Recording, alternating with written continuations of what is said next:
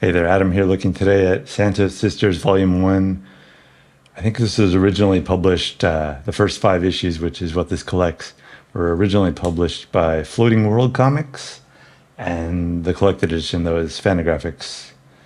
And it's kind of, I couldn't find much information about who makes this comic or where it's from online. It's like so, in this age of DVD extras, I feel like that's what this comic book needed, was more, just give me like a little idea of what this, oh, there's a checklist. I didn't see that in the back. Where's that? Let's go look at that. How did I miss that? Did I somehow miss that?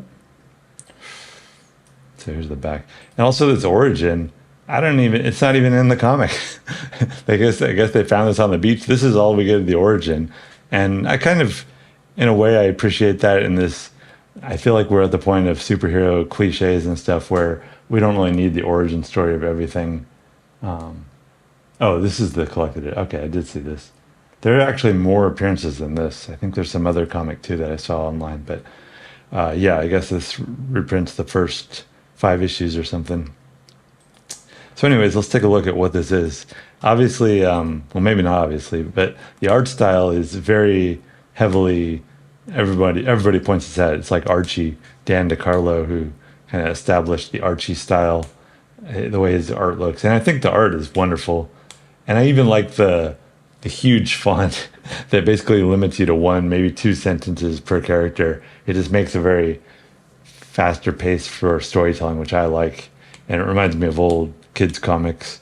But even though it looks like Archie, there's every now and then there's like intrusions of either language or situations or scenarios that make it more of an adult's comic, and very funny at times, and also just like strange things like about the dialogue. There's very little what do they call it, contractions, when you take 2 words and add an apostrophe. Like here's one, wow, that's crazy. But so many times in this book there's characters that don't use contractions, like I will not be stopped. It's almost like this really stilted style of dialogue that is unnatural. There's really avoiding the use of contractions in a weird way. There's a lot of like nods to different like Image comics and just like different things and out of the blue that I don't know if everybody can appreciate.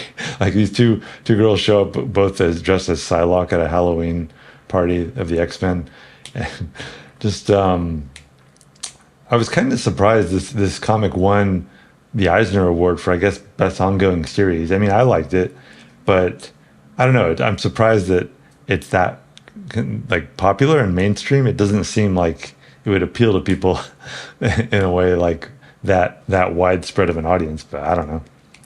I did enjoy it though, and I found it funny. And initially, I didn't like. I think I read the first story or 2, and I just wasn't. I was going to give up on it, and then I came back to it. And I'm so glad I did, because I think it is a fun comic. It just plays on a lot of cliches in comics, both superheroes and Archie comics, and just like it's such a mashup of different cultural moments and very 2025 book, or at least 2020's book. I have no idea who else would like this though. I mean, I understand why Fantagraphics published it. I feel like if you like Fantagraphics books, even though they're supposed to be non-genre, there is a genre of the editorial style of what they publish. So, very interesting book. I don't know. Like I'm.